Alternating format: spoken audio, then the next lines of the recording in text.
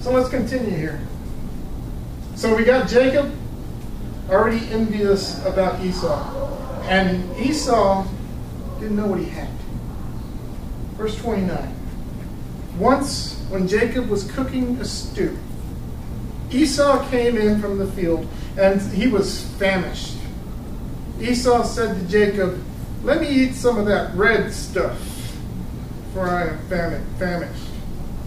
Basically, Esau's the biggest redneck in the world. "Let me have some of that red stuff he's cooking, because I'm hungry." Therefore, now he was called Edom, which means red. Jacob said, "First, sell me your birthright. Give me your birthright for this soup." Esau said, "I'm about to die. Of what use is a birthright to me?" Jacob said, "Swear to me first. Swear to me first." So he swore to him, and he sold his birthright to Jacob. Then Jacob gave Esau bread and lentil stew, and he ate and drank and rose and went his way. Thus Esau despised his birthright. The man had everything. Do you understand? Twice as much as his brother was ever going to have. Twice as much stuff. More than anything. He was the golden child. He was the boy that Daddy loved. He was the boy that Dad was going to give everything to. And he took this valuable prize that he had, and he looked at what was in front of him. He was hungry, and his brother had food. And he traded it all. And in fairness, it wasn't even good food, wasn't it? It wasn't like venison or burger or steak. I mean, I'm thinking, you know, if I'm going to trade my birthright for something, I'm thinking 4-course meal. Seafood, lobster, and steak with, you know, fried potatoes on the side. Something, you know? It's got to look good and smell good, but all it was what? A bowl of soup. Lentil stew. You know what a lentil soup is? Yeah. I know it's not nasty red. little beans. Good. Some people live off of it, so, you know, whatever floats your boat. He sold everything. He said, my birthright is yours for a bowl of soup. Wow. Can you imagine that? Now, we give and we look. And Jacob, yeah, Jacob's a cunning, conniving man. He was taking stuff that wasn't his. He was lying. He was cheating. And we look at poor Esau. And I don't have any, I mean, it's one of those things, you want to pity Esau. You want to pity Esau? You kind of think, wow, he just got cheated out of his birthright for a bowl of soup. But, you know, as Forrest Gump says, stupid is as stupid does. The man wasn't bright. The man was probably sitting there, and throughout his life, throughout Jacob and Esau's life, Esau looked at Jacob and he said, I was the firstborn. It's like, who gets this? I was the firstborn, I get it. But by 1 minute. By 1 stinking minute. But I'm the firstborn. And he didn't know what he had. He didn't know what his privilege was, even though he probably rubbed it in Jacob's face the whole time. Saying, I'm the firstborn, this is what I get. Me, I'm first. It was like, well, I taught you. I got food. And Esau, I can't idolize or heroicize Esau because Esau just did stupid things. We're going to jump down. Let's go to 26 verse 34. And there's a whole story of Isaac and Abimelech that we're going to skip over and probably never get to that one. But Esau is thrown in at the end of verse 26, and he says, in chapter 26, verse 34, he says, when Esau was 40 years old, he married Judith, daughter of Beeri, the Hittite, and Basemath, daughter of Elon, the Hittite, and they made life bitter for Isaac and Jacob, Isaac and Rebekah. Okay, So not only is Esau stupid enough to sell his birthright for a bowl of beans, he marries this woman, two women, that makes life bitter for Isaac and Rebekah. This is still not a smart man. He knows that he's going to get his daddy's blessing.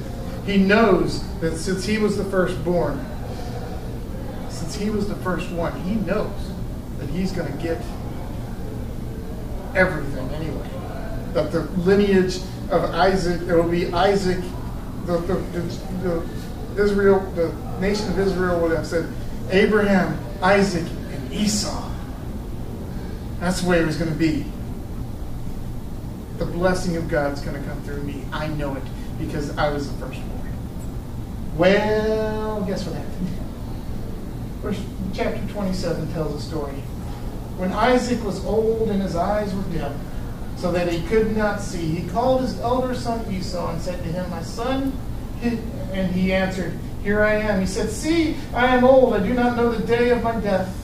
Now take your weapons, your quiver and your bow, and go out to the field and hunt game for me. Then prepare for me savory food, such as I like, and bring it to me and I eat, so that I may bless you before I die." Oh yeah, the blessing's coming. Dad's going to bless me, and I'm going to get everything else. So he takes his bow, his quiver, he goes out in the field, and he starts to hunt. And he's ready. He's like, this is the day I've been waiting for. This is the day it's going to happen. But the important thing, remember back when it says Rebekah loved Jacob. The next verse says, now Rebekah was listening when Isaac spoke to her, to his son Esau. So when Esau went to the field, Rebekah said to her son, "I heard your father say to your brother Esau, 'Bring me game, prepare me a savory food to eat, that I may bless you before the Lord before I die.'" And she cooked up a plan. "Now therefore, my son, obey my word as I command you. Go to the flock, give me 2 choice kids, so that I may prepare them savory food for you, for your father, such as he likes. And ye shall take it to your father to eat, so that he may bless you before he dies." He said, Jacob's like, "But my brother, he's a hairy man." I'm not hairy. I'm going to sum this part up. And she says, his mother says, "Don't worry about that. I got that plan. I got a plan for that." She cooks the meat. She cooks the goat. She takes the hair of the kids and she puts it on Jacob's arms. And puts some on Jacob's head. Isaac is blind as a bat. He can't see a thing. Jacob's like, he's going to touch me. But she says, make sure when he touches you on the goat's fur. Jacob sneaks and cheats and connives and figures out, and his mother's not much better, is she? This is the family lineage of Jesus Christ, okay? Remember this. This is his great-great-great-great-great-grandparents. And Jacob goes in verse 26. Well, let me see. So Jacob went to his father, verse 22. Went up to his father Isaac, who felt him and said, "The voice is Jacob's voice, but the hands are the hands of Esau." He did not recognize him because his hands were hairy like his brother Esau's. So he blessed him and said, "Are you really my son Esau?" He answered, "I am." Then he said, Bring it to me, that I may eat of my son's game and bless you." So he brought the food to him and he ate. And he brought the wine and he drank. And his father Isaac said to him, "Come near and kiss me, son." So he came near and kissed him. And he smelled the smell of his garments and blessed him and said, "Ah, the smell of my son is like the smell of the field that the Lord has blessed. May God give you the dew of the heavens and the fatness of the earth, the plenty of grain and wine. Let the people serve you and the nations bow down to you. Be Lord over your brothers, and may your mother's sons bow down to you. Cursed be anyone who curses you, and blessed be everyone who blesses you." Esau came in later, and he found out his father's like, "I already blessed you." He says, "No, he didn't. But who did I bless?" It was Jacob. Isaac's like, it's too late. I can't give you the blessing. I've already given it away.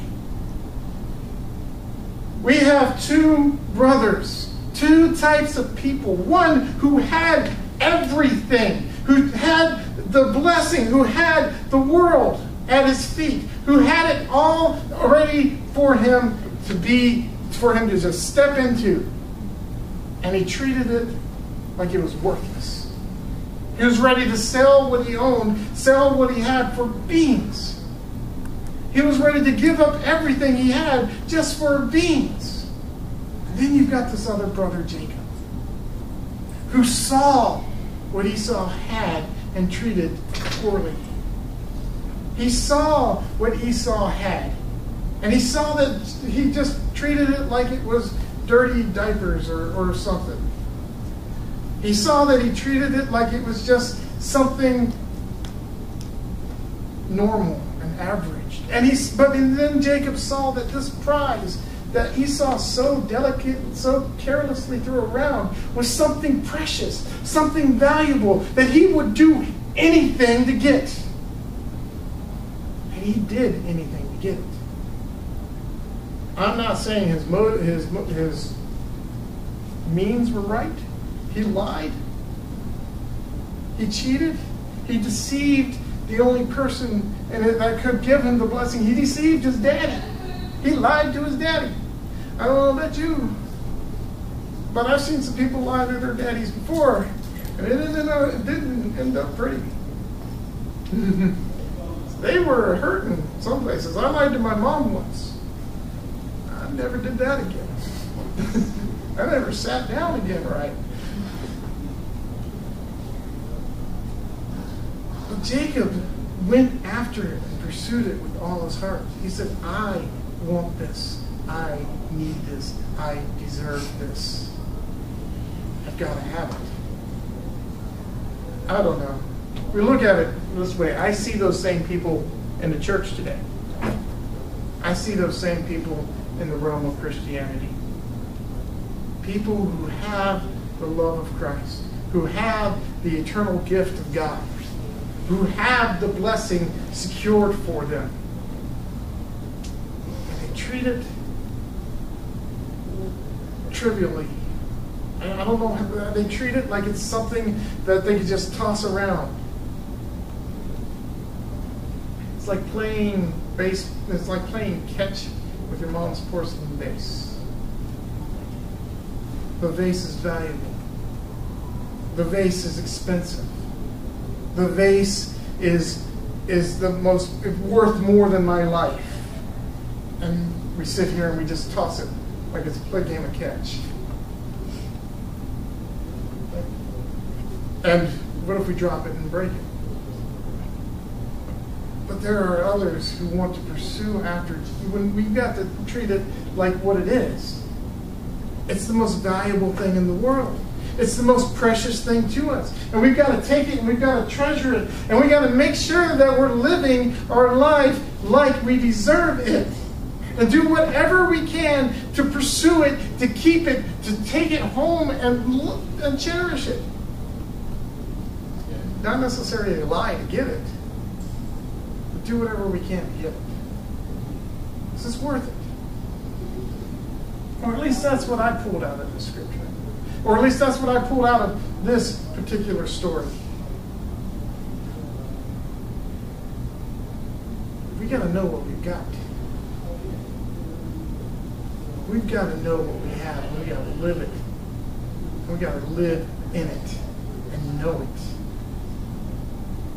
for what it is. Because the blessing of God, because nobody says to the God of Abraham, Isaac, and Esau, they say the God of Abraham, Isaac, and Jacob. And Jacob's name became Israel. And the people of God in the Old Testament are called the Israelites.